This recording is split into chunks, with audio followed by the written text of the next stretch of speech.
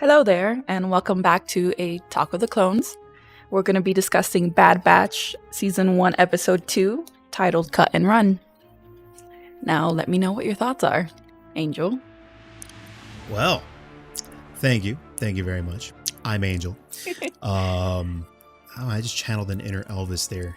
I don't know why. I don't even like Elvis. And my thoughts are, speaking of Elvis and his fathership, fatherhood, I guess. I think that this episode was definitely a big change of pace from the first one, but I think we all could have pretty much seen that one coming, The first one was, for one, really long. It was almost like watching a movie. And at moments it felt like it, right? It still maintained like the pacing, the general pacing of a Clone Wars episode, just in long format. But this one definitely was a big change of pace, change of tone from the first episode.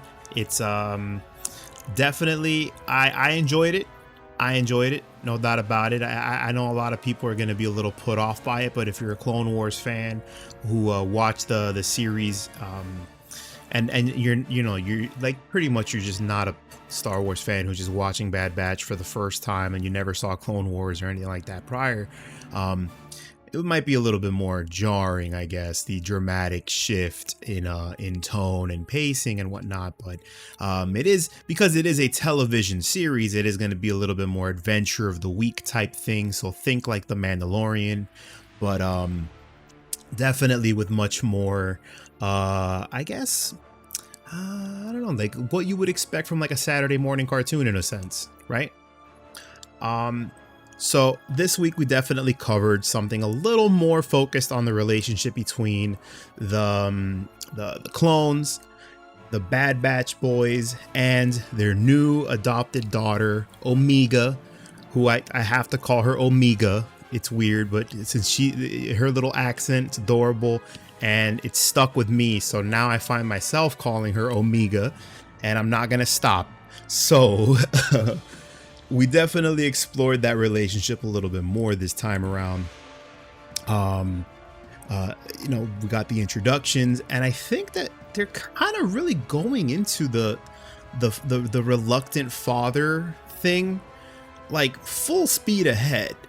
I think it's a little, it may be a little not believable, I guess, for some people watching it, but I also don't know how much it really bothers me that it might be a little quick. You know what I mean? That it might be like a little too, like they're forcing the relationship to happen too quickly instead of it happening organically. I don't know. I feel like to a certain extent, it's not as reluctant. Like there's definitely some reluctance in this episode, but it happens quickly where Hunter, like towards the end of the episode, when Omega like comes back, I feel like it was a quick indication of Hunter's care about her and ultimately like everybody, right? Like he is not just a soldier, like he cares about people, and I think that was kind of the thing that I got from it the most. The reluctant father was definitely there because he was like, man, I don't know if I'm the right person to do this or we're the right people to be with for Omega. But ultimately, he does know, like, I think, I'm getting off a little bit, but basically, I think he really understands where Omega is coming from because she's a clone like he was. Yeah, and so definitely. I think that there's some reluctance there, but I think that he's seeing pretty quick that he might be the best place for her. Yeah, I agree with that 100%. No, I think that I guess I don't know if reluctant may have been the best choice of word on my behalf, but it's the reluctance is definitely there, but I think it's coming from a place that's different than maybe Mando, right? Where Mando may not have wanted to get tied down to taking care of this kid or whatever before they really start exploring the trauma that he had and how he was a foundling himself. I think that maybe Hunter, because you made a great point, Hunter definitely has been established to care about people, in the first episode outside of the interactions with Omega, right? He didn't want to just start shooting the little Kanan Jarrus just because, right? And he definitely does seem to have that to him, where he's definitely more concerned with people and whatnot. And I think that maybe the reluctance is he probably doesn't think he would be a good father. So it's coming from a good place, right? The reluctance, so to speak. Maybe it's not the reluctance to be a father, but rather the reluctance to have to commit to that role as to whether he can actually be a good father compared to Cut and his family and that dynamic for them. Maybe that's kind of where they went with it, but I still think it was a little quick for him to. I guess what maybe for me, you think the fact that Omega never had anyone at all, that's why she just clung to them so easily and so quickly. I think that might be the case.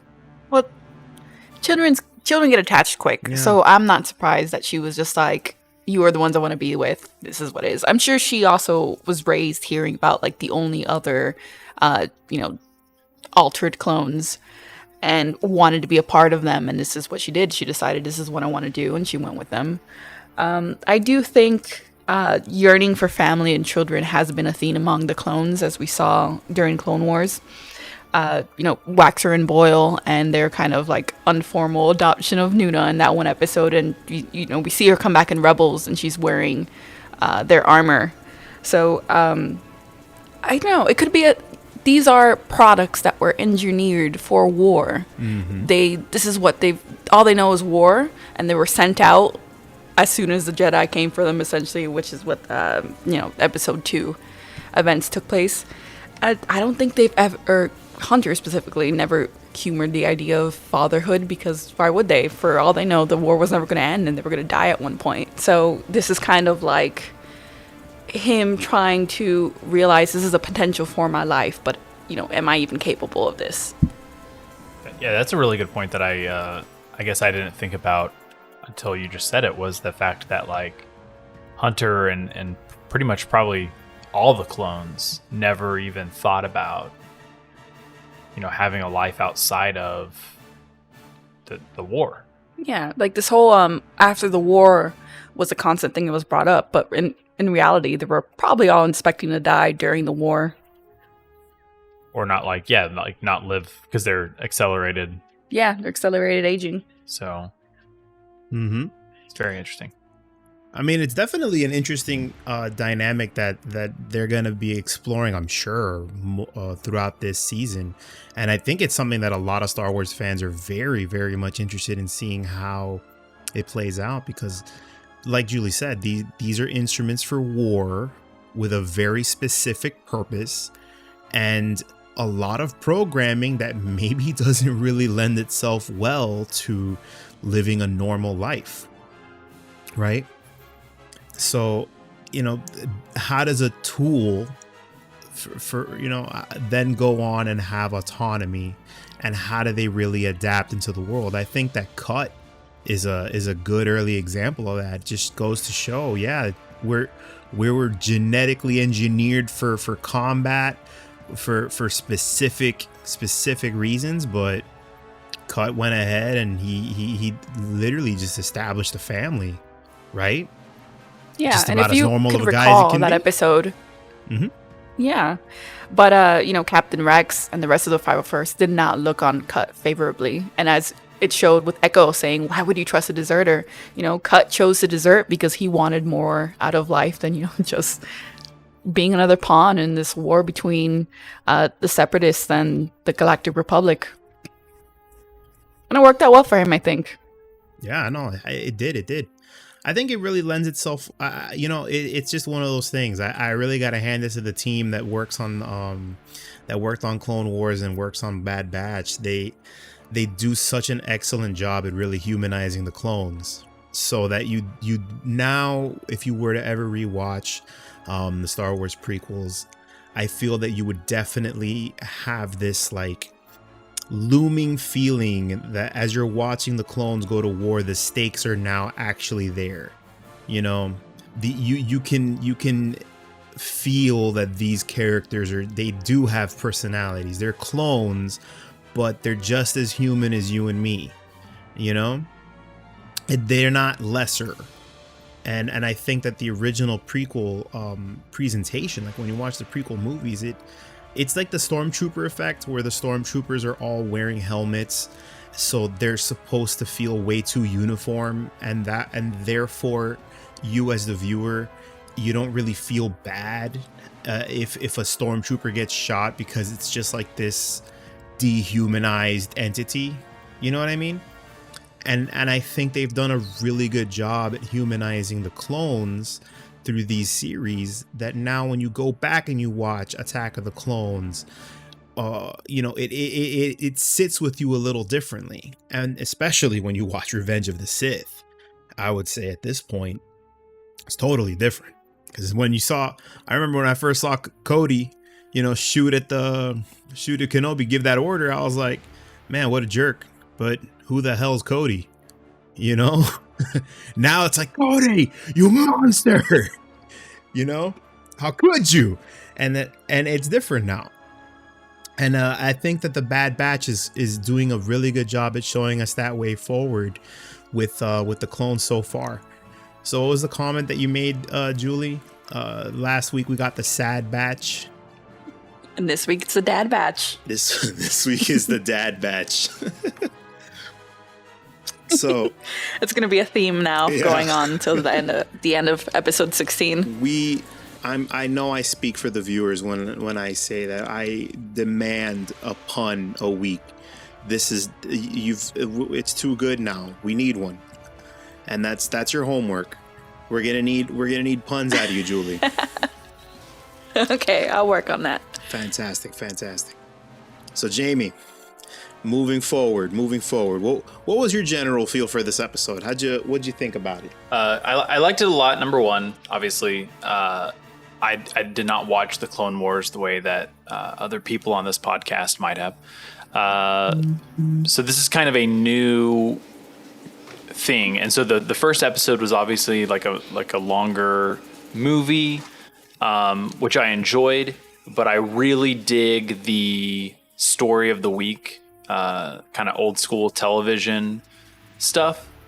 So I liked that this was a shorter episode, and I liked that it kind of had, you know, a theme of, or not a theme, just like a general idea of like, okay, we need to establish these characters, who they are, what they care about, and, you know, kind of where they're going. And I think this episode did a really good job of that. It did a really good job for me as a new viewer, showing who each of the Bad Batch is dynamically better than the first episode did. And specifically, like, I think it helped me just understand where they're going to go for the rest of the season. Yeah, for sure. With being the fathers of Omega, I guess is really, I guess, where it comes from, because they start there and they show up and they see how that is working, and they obviously already know, you know, the kids who are on the planet with their clone brother. So like they all called, you know, they were like Uncle Wrecker, and I don't know, it kind of just showed me that they are all ready to be fathers, kind of like to Omega. And so overall I really enjoyed the episode as a new Clone Wars person. I think this episode did a lot to help solidify everybody's dynamic for me. Yeah, I think it reestablished the real purpose, I guess, for the Bad Batch, which is all of them together raising Omega, with trying to escape the Empire rather than just them trying to escape the Empire. So Omega is the main focus for all of them from now on. Yeah, definitely. I think that this family dynamic moving forward is probably the most effective way to really convey the humanization of these characters. And I think it's sorely needed, because when we first were introduced to these guys, they were very caricatured. But now we're seeing their personalities be fleshed out a little more, and the dynamics playing off of each other. I really want to see some more Echo, because I think that him being a former reg and then like being so experimented on and all that, to where he can't really be considered a reg at all. I think he's such an interesting, like, I guess, anchor or in between bridge between these Bad Batch clones and the former regs and whatnot. And mainly, you know, their personalities. It's, you know, like, for example, Crusher. He's gonna stay being Crusher. You know, it's just there's not gonna be too much variety in there, at least not yet. I feel. Yeah. But you know, he's beauty, awesome. not brains. Yeah, like, oh, come on, bro. Sometimes you just want Hulk to smash stuff. You don't need everything. You don't need everybody to give you crazy, super introspective life lessons. Just smash the box or lift the Gonk droid. I love that thing. I love that he's always lifting that Gonk droid on the ship. It's amazing. He's working out. Dude, I love it. It's because that's one of the most like wonky, like, what is this? Why was this made into a droid designs? You know what I mean? Dating back to the original trilogy for me. I mean, and then now it's just a dumbbell for this guy. You know what I'm saying? But yeah, as far as the Dad Batch goes, so Hunter's definitely like we're pretty much establishing and confirming Hunter to be like the main guy, right? Oh yeah, he's definitely the leader. And there was a moment in the Imperial compound where they were impounding ships that definitely led to him being the leader and everybody else taking cues from them. So when Echo gets caught by one of the regs, Tech comes out and stuns the trooper rather than kills him. And from then on, you see Tech and Wrecker and Echo all using non-lethal methods to kind of like handle their former brothers, I guess, the rest of the clone troopers. And it wasn't until Hunter comes in and he sees like his brothers are clearly getting overwhelmed and they're getting pressed, that he comes in and starts using lethal methods to deal with them. So he is shooting them, he is killing them, he is knifing them. And you see everyone else pull back, like Tech draws back his guns, and then Wrecker kind of like was just like, okay, well, he's cover from there on, but he's shooting, but he's not killing anybody. And Hunter is the only one that's like shooting to kill. Then even then, especially when Omega was in trouble, oof, he went ham on them. Oh, that's a good catch. I didn't catch that at all. So Hunter, I mean, we already kind of got that vibe that they were really pushing it, that he's like the main core dad of the Dad Batch. And I guess maybe the other guys are probably the main dad. Yeah, he's the main dad, right? So he's the leader of the Bad Batch and the Dad Batch, and I'm thinking maybe Tech and Crusher might be more uncle figures in that sense. Yeah, well, I mean, you see, Tech is the one that hides with Omega and then like catches her when they come down from that compartment, and it's absolutely adorable. I think I still think Echo's a little more withdrawn still, maybe because he was tortured, but like he like really perks up when it's like when they mention Rex, for example. So I don't know if he feels like a fully integrated member of the Bad Batch yet. That's a really good point. I do think that they're, because I really want to see more of that, man. I want to see more of that dynamic, and I think they're definitely going to give it to us. Echo and Tech together? Oh, yeah. Echo and Tech. He's great. It's great. It's such a good dynamic. It's like, yes, exactly. That you know, it works so well because you think Tech is gonna be like tweaking Echo throughout the series. I think he has already to this point. He is the one that's inclined when it comes to technology, and Echo's everything going on with him is a little less intense than it was before. But we know through the leaks of action figures that Echo is getting a real hand instead of that screwdriver. So I don't know if it's going to be Wrecker. I don't know if it's going to be Tech or somebody else that comes in and gives Echo his hand. Is it like like Venom Snake's hand from Metal Gear Solid 5? Is it red? Is it the same red hand? Or like a C-3PO hand? Yeah, I was about to say, is it the same red hand distribution service that gave us C-3PO's hand and Venom Snake's hand? Is he getting a red one? I mean, it's black and red. It's going to match their swag. Oh, well then, yeah, there you go. It's the same guy. Echo confirmed Everybody to in be the one that galaxy gave- goes to the same. They go to the same red hand guy, except for Luke. Luke didn't get the red hand. Maybe he only deals in like arms. You know, from No, elbows. Luke's got the black glove. Exactly, he's got the black glove. He's like, oh no, I don't sell only red hands. Ugh, that's so beneath my craftsmanship. So he sells the whole arm, and that's it. So Venom Echo confirmed. I like it. Sure. I like it. So let's talk about chain codes. Chain codes. So we know that we know that the Empire doesn't fully establish for another few years at this point, but we are starting to see, I guess, them starting to reach out into the galaxy and take their footholdings a little by little. So this episode, we got the introduction of chain codes, or as Echo says, you know, the clones wanted names so desperately, and now everybody in the galaxy is lining up to become numbers. They're creating a database, essentially, of everybody in the galaxy.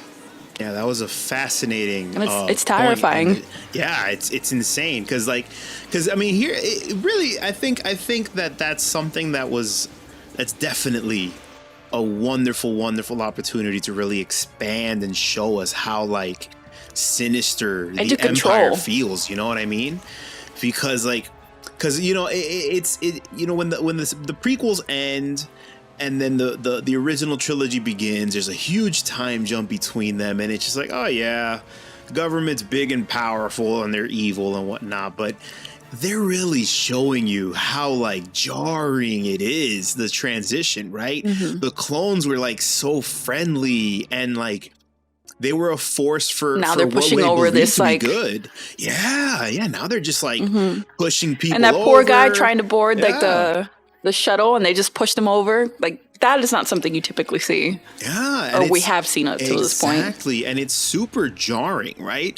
It really shows you how insane that is, the transition. Like it just happened overnight with the And it happened so quick. super quick. They even got super uniforms quick. already. Do they have like tailors on speed dial? Or Palpy had his people already like measured out and it had his tailors going overnight. Like there's one thing that I've learned. These totalitarian authoritarian regimes, I don't understand if they focus more on human rights than they did on drip, then like, you know, my goodness, we would have been better off historically speaking, because what is with this? They're fascinated with drip. Fascinated with the drip. It's like, no, hey, can we have food? No food for people. No. Drip. That's how they got Hugo Boss to design the Nazi uniforms. Exactly. It's that drip. It's ridiculous. That's a terrible jump I just made. Well, no, I don't think it's a terrible jump. I think ultimately it's hard to not compare and not to bring up the Nazis when we were talking about Star Wars. I mean, I guess for me, because I'm a politics and history nerd, so for me that it's hard not to think of the Nazis during these things, because the Nazis very clearly influenced the design of the Empire, even down to like the color scheme, which is the black, white, and red. And I don't know how much they've transitioned away from that in recent years with representations of the Empire, but those are like the core color schemes that you see with Imperial armor and stuff like that. It's black, white, and red. And not to mention, like in The Mandalorian and stuff, they talk about how there is a pure race. Yeah. Like they talk about how, I guess, humanoids or When was that? it was in the Bill Burr episode where he was talking to, I can't remember the guy's name, but in the Bill Burr episode on season 2, The Imperial that they the killed. Imperial that he I always kills, forget his name. he says something about like the purity of not necessarily like the white race necessarily, like, you know, like Nazis maybe, like but a human, maybe just the human race, I guess. Just like whatever like that is in the right. regular, like what we consider to be humans. Yeah, exactly. They kind of mention it like just briefly in that episode, but it's still one of those things where it's like it's very clear in the Star Wars universe, or at least to me, like you're saying, that it has some some ties to the Nazi, like our own history. Well, yeah, Not our own no history, doubt. Jesus, like Right, but like right, in right. our reality's history. Oh no, exactly. I remember when General Washington did not forget about the Wookiees, and that's why America turned out on the brighter side of things. He didn't forget about the Wookiee, exactly. the droid attack on the Wookiees, but Right. Valen Hess. Sorry, I had to think about that. Okay, there you go.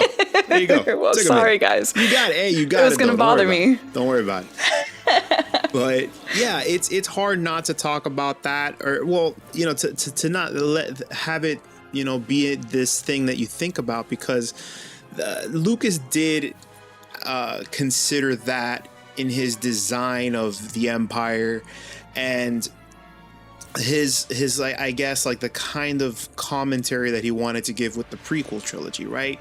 Because the prequel trilogy, even though he says it's for kids, there's so much politics in the prequel trilogy that when I was a kid, I didn't know what any of that was about. It didn't stick with me at all when I was watching those movies. I just cared about the lightsabers and the general Star Wars action.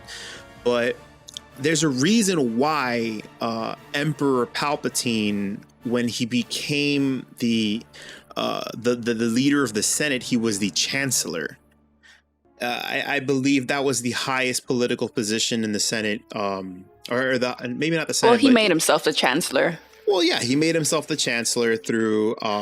Yeah, he was a representative for Naboo, and that's what his connection to Padme, and through Padme, Anakin, and then he made himself Grand Chancellor.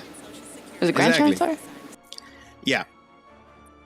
And Chancellor Okay. Chancellor is a very specific term, because Yes. So he gave it's- himself the role of Chancellor because war started, and then there was some I guess political loophole where he was able to take, or one person was able to take this role, and then everybody he gave a great speech, and everybody roared, and then democracy ended. Or what was that line Padman says? And with the roaring applaud. This is the how end of democracy is how democracy dies, or whatever. Not with was it with thundering applause? Or With whatever? thunderous applause. With thunderous applause, yeah. But I mean, like I said, there's a reason why the leader, the position that he assumed was that of Chancellor and not of Grand President of the Republic, right? Because Chancellor is the head of the federal friendlier. government of Germany. No, it's not friendlier. It's literally it's Oh. it's Oh, very shoot, okay. specific. Yeah, I'm telling you, it's very specific. I don't know. I thought like the name of Chancellor sounds a little bit more friendly than like another title that he could have exactly, taken. Yeah, and especially to us. Like, I first thought, like, for Americans, it's me, I did not that's think- foreign sounding. That's some alien thing. Yeah, that makes sense. But when I hear Chancellor, oh, that's some alien political position or something like that. Some Star Wars thing. But of course, yeah, it's very So speaking intentional. of political correctness, Ah. do we want I to didn't touch speak on about the no whitewashing of the political clones? correctness. Aye. I'm trying to channel my inner King of the Hill. Not quite Hank Hill, but just I love it. Anyway, As a Texan, I'm offended. I'm offended by your accent change. Hey, but Jaime, you Wait. don't have an accent. Well, sir, you bring out a Texas? Sir, let me I tell don't know you about something. that. Let me tell you something, son. I didn't even remotely mention Texas. Not even for a second. You said King of the Hill. Well, I And King of the Hill mentioned is it. placed in Well, Texas. I stand corrected. Yeah. And I should be ashamed of myself. I apologize thoroughly. I will never speak ill of the fine people of Texas ever again. Although I would Damn maybe straight. I might say, is it more like an Arkansas accent? I don't know. I don't know my southern dialects. Not enough to really be able to pinpoint it. But yes. Speaking of political correctness, I wanted to touch in about the whitewashing that a lot of fans have been complaining for a long time, both concerning Clone Wars and now the Bad Batch. This is actually something that I have been, I got the pitchforks out for. The clones are based off Tamora Morrison, who is Maori, and the clones in Clone Wars are very much not brown, at least in my opinion. And I'm going to talk a little bit like both sides of the story, not just like against it. So I 100% guess, or 100% understand why Disney didn't make them as brown as Tamora Morrison is in real life, because there's just something that leaves a bad taste in your mouth when it is about thousands of genetically created brown men enslaved to the Grand Republic to fight and die in a war. That is just like, we really don't want that kind of like shitstorm. Yeah. But there is also, you know, I wanted to know why is it that so many of, you know, the characters are seen like, you know, more white than anything. And it's actually an issue with animation. So it's really hard to animate anything that's dark and, you know, to give it texture and whatnot. That's why in a lot of animations, whenever there's an Asian character, they kind of have like a streak in their hair, whether it's like pink or blue.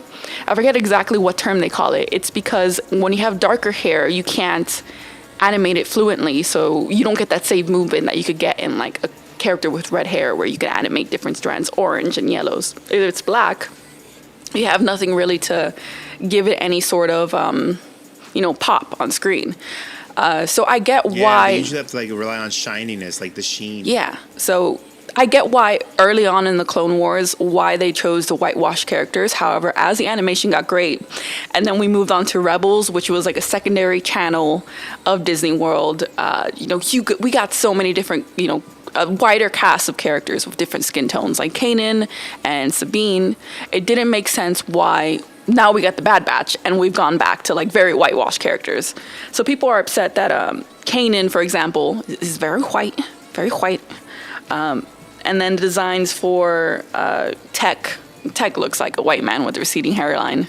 No offense. I know that some Maoris have different, you know, Maoris, it's just like any other ethnic group of people. They have different skin tones. But it just, yeah, he looks like a white man with a receding hairline. Omega looks like a white kid. I'm sorry to say, especially with that blonde hair. Yeah, she does. The blonde hair, I think we're going to see a reason for that, because, and I'll touch back on that later, but anyways. And then we have Echo, who I get that he was in pretty much cryo freeze for a considerable amount of years, but there's no reason why he should have turned gray. Like maybe a light bronze. But no person of color who has evaded the sun quite like that turns that color. So in reaction, you know, Lucasfilms hasn't put out any official statements, but the animation team has gone back. So if you go back and watch the premiere and episode 2, Cut and Run, you'll see that they've changed the lighting in the episodes to make the characters appear darker, and they're going to go in and edit the next 14 episodes to appear darker, because, and you know, for animators, it's cheaper to change the lighting than it is to go back and change the color palette on characters. So, any of you guys want to put in your 2 cents? Oh no, for sure. I think just to really, I guess, like put a thought out there, which is an interesting, rather interesting one. Like you said, you brought up a good point about, you know, what are the implications of having a billion strong army of brown people subjugated at the bequest, you know, under the Grand Chancellor. You know what I'm saying? Yeah, so it's one thing. Like, we definitely, I personally, me personally, I can only speak for myself, but I personally love representation in art, because I always think back, like, you know what, it may be a group that I don't specifically fall into, but I think back to like how awesome it was when I was a kid and I saw a character that I could like feel that I related to. And it was just like, it made the experience that much better, because I felt like, oh yeah, I'm part of it. I can be part of this thing that I'm engaging in, right? So we definitely want representation, but that's an interesting dynamic there, because then what does it say about, you know, because the clones aren't the good guys forever, right? And you can make a philosophical argument about them being, were they ever really the good guys, right? I did not think about that. You know what I'm saying? So it's about how they eventually turn evil, and yet they've had that potential all along. Yeah, and it was always there, dormant in their heads. So it's like, how do you navigate that? Because that could be a damned if you do, damned if you don't situation. And I don't, you know what I'm saying? Because like it's you've got like, it's weird because it's like if you do want to have that political correctness, I guess, approach to it, it does end up being somewhat of a damned if you do, damned if you don't scenario, with both choices having bad implications depending on how you see it, right? Oh yeah. But I do think that it's awesome that I guess the animators are trying their best to really navigate it as best as they can. Yeah. But to be fair, so we've had characters like Kanan who, you know, Freddie Prinze Jr., I think he has his grandmother who's Puerto Rican and he was raised in, you know, he has some Latin roots. And then I assumed Kanan's character was kind of like a Hispanic character the same way Cassian Andor was and the same way Poe Dameron is, or whatever is Hispanic or Latin in the Star Wars galaxy. But to see him like very much a small white child in the prologue of the premiere for Bad Batch, like it was a little off-putting, a little disappointing too, I would say. I don't think even that was off-putting for me. It was the voice that was off-putting for me. I was like, you're a grown-ass man running around in the body of an 8-year-old. What is going on? I never mentioned that when we did our first podcast, but that was something that like I actually scrolled back when I watched the episode myself and listened to it again. I was like, is that a grown-ass man coming out of like an 8-year-old child, like kid? Like that sounds, it's so off-putting. Yeah, I mean, as y'all mentioned. His first day at the academy. I wasn't too like... What's your name? I'm Sasha. What's your name? I'm Caleb. Oh, damn, kid. Jesus. I don't know, I wasn't too bothered by it just because like it's the same actor or the same voice actor as, you know, who plays Kanan later. No, so see, but for me, he's a grown man's voice. I don't know. Maybe that's why Crosshair wanted to shoot him so bad. That's what it was. That's what it was. It's like this kid's got secrets. This kid's hiding something. He's definitely sus, for sure. Speaking of Crosshair, so I have a theory for the next coming episodes. Is it too soon to talk about it? No. So we're in the theory comics, territory. We are in theory. This is theory time now. Let's go. So in Star Wars number 19 by Jason Aaron, the Marvel run of Star Wars comics that came out not too long ago, there is something known as Clone Force 99, which is a special squadron of Imperial stormtroopers, and each of them have a different, they have different specialties, and they all have like different weapons and stuff. And I'm wondering if we're now, you know, considering what happened in episode 1, where they kind of retconned the comics to make it a new Order 66 scene with Kanan, Caleb, you know, and General Balava. Could this be another retconning where Crosshair is actually leader of Task Force 99, and it kind of like, you know, considering that Bad Batch was known as Clone Force 99, maybe now he makes a new Imperial version of that group, and it's now Task Force 99. Yeah, no, I think that's definitely in the cards, especially when you consider the because we definitely right? see him. So we definitely see Crosshair is leading some sort of group of, stormtroopers after the Bad Batch. So could this be the new Task Force 99? I think that would be great, actually. It's kind of like, you know, bringing all the medias together, kind of, and like reworking something that's already canon to make it work for the new media. I don't know. I think that'd be cool. Like, they all have like different type of weapons, so it'd be kind of like the specialized task force against another specialized task force, and it's Omega, the one with her force-sensitive powers that comes and saves the day. That's that's where I think this is heading. And then like Omega's about to die, and then Crosshair has that like his redemption arc begins by saving her. That's a really, really like cool theory.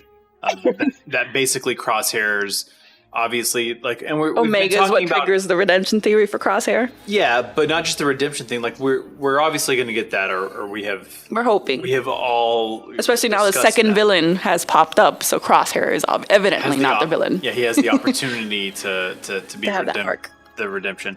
But like the idea that he's going to take that force, that group, would you call it Clone Force 99?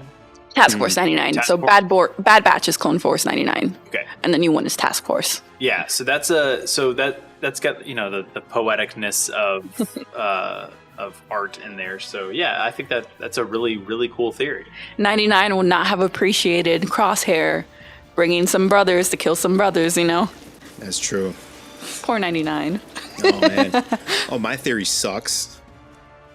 I was gonna. No, all my theories are good. No, they're not. I thought Echo was just gonna end up being Snoke, but now I'm not. Now I don't even go into it now. What about that theory of two men reluctantly make a child together? What was that? Oh, okay. Well. Here's the thing, right? Contractual obligation. Yeah, exactly. No, I was just joking about the whole, Snoke thing. So, I think that Snoke is definitely getting his little origin in Mandalorian. But speaking of theories as to where this is going to go, I like that you at the very least are on board with the Omega is force sensitive, because I definitely think that's what I don't know. I feel like that's it, man. I think that's what they're hammering it a little bit. Maybe it could be a red herring, and I'm falling for it. But I think that's what they're going. That's what it's ultimately going to be. They even mentioned that that part where she was like, all clones with are all Cut made Lawrence with a purpose. or LaQuaine saying, exactly. Yeah, what's her purpose? exactly. And they're just giving us all these hints. Another hint. Even though if I want to stick to my Palpy claps thing, what did Cut do? Cut went and had some kids, so Cut claps. So what's going on? You know what I'm saying? They're also hinting at that. All right, we're not going to get into the clapping part. But what I will talk about is Omega's force sensitivity, right? Moving forward, I think is obviously. I'm just waiting for the moment where it actually becomes a thing, because we're getting a lot of very interesting. I kind of want to say parallels in a sense to Rey, because Omega is very much stripped of any sense of belonging when we meet her, similarly to Rey. When we meet Rey, Rey was just fighting off rapey aliens for like 15 years since she was a kid, so she's just really good at fighting. You know what I'm saying? As like she's just fighting off all these like desert dudes, these like weird aliens and stuff her whole life. That's why she's really good with that staff. But like Omega, on the other hand, she didn't get put through the ringer. That's sad to think about. Oh, it's super sad. That's why I love Rey as a character. People get a little upset about how she's OP. It was like, all right, well, look, bro, you get thrown into a desert and beat the hell out of aliens for like 15 years. If you come out on the surviving end of that, there's no way in hell you can't hold your own in an MMA match. You know what I'm saying? Like, you definitely can. but when you think about it like that, it's like, how do you not? I think you mentioned this before we started recording, but you got rave theme vibes from Omega's theme. And I have to agree. Definitely. I think that scene, right, where she's coming out of the ship for the first time and she's touching dirt and all that reminded me of the one thing Rey hates. Yeah, exactly. But it reminded me of that scene from The Force Awakens where she says, "I never thought there'd be this much green in the galaxy," right? When she's on the Millennium Falcon. And when you take a step back and you look at her as just like this little girl who's been through so much, right? You kind of also see that with Omega, even though Omega's obviously she hasn't had as long of a life yet. She's still a little kid. For her, it's just like, it's all she's known is these like the same guy walking around all over the place, and there's millions of him. Some medical robots and these really tall Victoria's Secret model aliens that are just insanely skinny and really good at science, right? That's all she knows. And like really clean floors. So I wonder if everything smells like disinfectant on Camino. I was gonna say like think about what her life has been like as far as sanitizing and or there's no dirt anywhere. Probably no dust either. It's probably just super clean hospital like vibes. And that's why she's like, look at this dirt. Exactly. And she like takes the big whiff in of the air for the first time. Like, this is exactly, man. And probably why she Exactly. didn't take it seriously when they were like, stay within the fence, Yeah. Yeah. because she doesn't know what danger is. Yeah, she wouldn't know. You know, she's not a soldier. She wasn't flash trained like the regs or whatever training the Bad Batch has received. I'm assuming we're going to see a flashback at one point. I'm curious to see if she has any combat training. It doesn't seem like it. I mean, she seems pretty young, but I mean, they started him younger, I'm sure. yeah, I mean, like in episode 2, I think we saw them. They put most of the regs through flash training, and then eventually they moved on to like simulations, and then it was the arcs and the commandos and stuff. And assuming Bad Batch as well did like a live training, and they were trained by the 100 Mandalorians that were hired by Jango Fett. So I'm assuming she had some sort of training before this, but she's still. Probably medical training. Oh yeah. Yeah. Yeah, that's probably true. Probably not like any Especially of the if her hiding. If her purpose She cowered. is. Yeah. Poor thing. Yeah, I mean, it is the first time she's probably experiencing that, I guess. She was trained in the Force. I'm telling you, dog. She's Force sensitive, bro. Because what was her name? Namaste. Namaste. Her, bro. Come on, man. Namaste. We'll never forgive her for what she 100 did to Fives. All 100 right. exactly. But I'm telling you right now, Namaste is sus as hell with the way that she was just like, oh, this door Nonchalantly whoops, letting him escape. whoops. And she's and you could just like, there was like some sass there in that animation. I don't know, maybe I'm the only one that picked up on it, but that was like a sassy ass way to just like, oh, did y'all want me to stop them? Whoopsie. Whoops. Sorry, sweetie. It's not working. Oh my God, what am I doing wrong? Whoops. Anyway, I don't know. Namaste is sus, but I think Some more theories. Yeah, I'm yeah. not sure if you've seen. Have you seen the Mercenaries TV spot that they just released for Bad Batch? We are going to Braca. And you know who else is on Braca? Ooh, who's on Cal Braca? Kestis. Cal. Cal. I forgot. There's been a rumor that he was going to be in a Bad Batch, and then when they introduced Caleb, everybody was just like, "Oh no, Caleb's here, so there's no Cal Kestis." But we're totally going to Braca. That is absolutely possible. Oh my God, I need it. I need it so bad. So I that want more theory Cal, about bro. about the Night Sisters is still possible because this is before the events of the Fallen Order. Damn, man, if there's anything that I've learned so far over the course of this anything's podcast, possible. that my theories That suck. Dave, and you can't are tell way Dave closer. Filoni no. You are like way closer than me most of the time. Wow. Oh my God. I'm so excited. I want you to be right though. Your theories are fire. So I'm totally on board with whatever you're saying for sure. I want that to happen. But oh my God. Can you And I imagine? think we might see Boba Fett too. Well, you know, she did use the I think I don't know if they're gonna work Boba in here now, would they? Maybe. Well, he's still a child and still he's a learning the kid. ropes, so absolutely. I think they might start doing. Maybe we get to the point where they're doing some bounty hunting for the guild, and we know that Boba Fett's eventually part of the guild, and he's hanging out with Aura Singh and Cad Bane and all that, That's an excellent way and to Bosk. connect it. I think they No introduce doubt him as about it. well, especially since we're getting a Trandoshan kind of like I don't know, kind of what Oh God, I'm like spacing what this guy plays for Mando, where he gives Mando all the pucks. He's kind of like, I don't want to say like the bounty hunter guild dealer, Yeah. middleman. No idea. I forgot. Unfortunately. Well, it'd be interesting. Yeah. Anything's possible. so. You can't say no to Filoni. I'm not gonna say no to Filoni. I'm not gonna say no to that man at any point. He's done so right by us up till now. I'm loving everything they're putting out, so definitely not gonna tell that man no. So you think Boba is in the cards for a Bad Batch first season? I wouldn't, the way heard it you here put first, it, guys. it makes Anything's sense. possible. It's true. Fennec Shand is popping up too. I do think there's not going to be a happy ending at the end of the season, though. I don't think Unfortunately. there should be.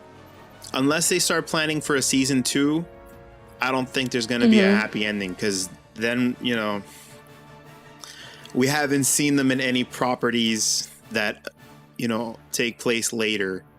So unless they're planning on keeping the side stories going, then we'll have to see. Well, we know that, Rex is in episode 6. So at one point they're going to discover maybe it's tech and in the, back in the EU, or I guess it's Legends now, one of the Knowles was able to figure out Camino, I don't want to say technology, but they were able to use one of the Caminoans and their data to slow down the aging. And maybe that's how we get Rex. Since we are getting Rex, so maybe we're going to see that and they're able to slow down the aging for the Bad Batch members. So that's a thought. That's true. I don't know. Not as good as my Cal Kestis theory. Sorry, guys. That one's not fully... I haven't worked through that one yet. Dude, if there's two things that I want... That'd be nice, though. I want Cal Kestis. I want him in anything. Give me a snippet. Give me something. I don't care if he's a child with an adult voice. I don't mind. I'll take it. They are working on the Fallen Order 2 already, so it's highly plausible. I love that game. That game was so fun. We haven't seen the end of that. It was awesome. And you know what? I think you made an excellent point, because we did see in the trailer for the series, we did see Omega using the Night Sister bow. So yeah, it's definitely in the cards. I think that's going to be awesome. What my main thing, even if I don't get my Palpy Claps reveal, even if I don't get that, there's one thing that I definitely would like. I'm begging does happen. I want to see the clone uprising. I want to see those yoga obsessed hospital workers. A lot of people are saying that. I want to see it, man. I want to see the hospital workers rise against the Empire with the clone uprising. I want to see that. That's going to be so dope. And they're going to lose. They're going to lose so hard. Because they're not going to know how strong the Empire is at that point. I'd say they have it coming to them in terms of the Kaminoans. I mean, yeah, they're not exactly, the good guys here. I mean, can you trust people that are that clean? They're so clean. There's got to be some dirt somewhere. That's what I'm saying. The only way your house is that clean is if you don't live in it ever. Or you're trying to hide something. Up dead bodies constantly. You know what I'm saying?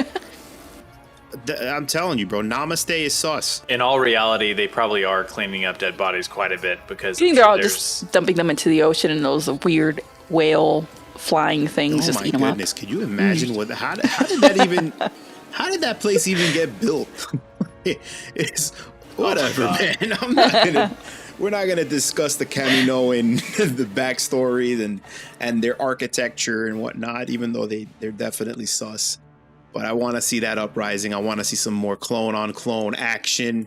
I think it's perfect. It's going to be more conflicting than what we've seen up till now. And it's an interesting dynamic that we have moving forward. Individuality, with what you mentioned with the chain codes. That was a powerful statement, I felt. And I'm thinking back on it now because just the thought of clones fighting against other clones or recruited Imperial officers, right? And soldiers. So they went from having numbers and wanting to establish and reaffirm their own identities. And now the rest of the galaxy is just being, thrown into this giant registry where they're all lining up to get numbers and the clones. Exactly. So it's like, where does the clones are enforcing it? Yeah. So clones are forcing people to get numbers just like how they had, and it's just like it's wild, man. There's so much to dig into that and to really let it sit with you moving forward, I think. And if you do get a clone, and we got our first look at Vice Admiral Rampart. True. In that one scene. Yeah. You think he's gonna be a big bad moving forward? I mean, he's got his own action figure, so yes. Everybody's got their own action figure. I don't. You guys aren't in Star Wars yet. Not yet. Just make a background cameo, and then you'll get an action figure. Everyone gets an action figure in Star Wars. Everyone. Except You just paint yourself a different color for the next except- cameo and get a second yeah. action figure. Exactly. Just go be friends with J.J. Abrams. He'll throw you into one of these. That's what he did for all the mainline That's movies. true. It's like all his friends got to be in Star Wars. If I had just met the guy once, I would have been in. It would have been my in, you know? Would have been amazing. Now I gotta keep pitching this Palpy Claps thing to Lucasfilm. They're probably gonna blacklist me. I guess we have to make our own Pornhub version of Palpy Claps. Oh no, that's already in the works. That's already in the works for Patreon's fans only.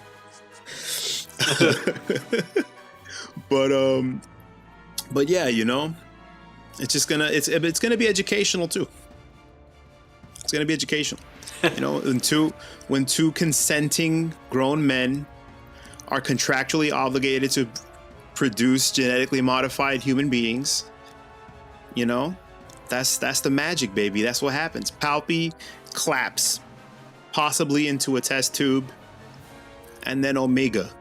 But I'm telling you, We mix it with some like Django juice and we I'm create telling Omega. you, yes, that's my main thing. That's my main thing. I'm thinking that could be what it is. I'm thinking Palpatine definitely, because if they threw that at us in the sequels, right, in the sequel trilogy, and that was a thing in the old EU, right, then why wouldn't they? Why wouldn't they start working that in specifically with your clone series? You know what I'm saying? It seems like if you're gonna do it, that's the way to work it back in. Because even Clone Wars and Bad Batch, they serve a very specific purpose to really enhance the prequel trilogy. I think that the prequel trilogy, without Clone Wars and without the even I guess even Rebels, right? Because you get some payoff on that for some of those Clone Wars characters, but I think without that, the prequel trilogy doesn't feel, it has a lot of issues, and I think Clone Wars really did a great job at clearing up so many of those issues and informing you Oh yeah. as a viewer, so that now when you watch that prequel trilogy, it hits different. It hits totally differently, right? And I think that they're going to Yes, it ultimately do does. that with the sequel trilogy as well.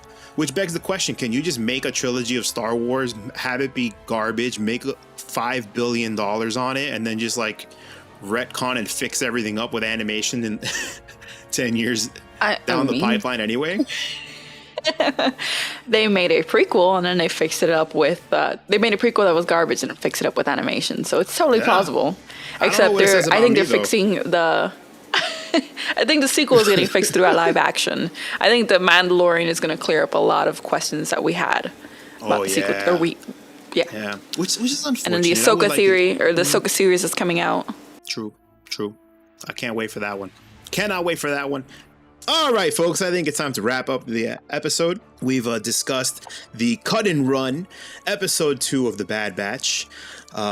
Looking forward, we've got a lot more great Clone Wars / Bad Batch action to discuss and talk about. And be happy to have you guys tune in and listen to that. Tune in next time to see what the Dad Batch turns into. Hashtag Palpy Claps. All right.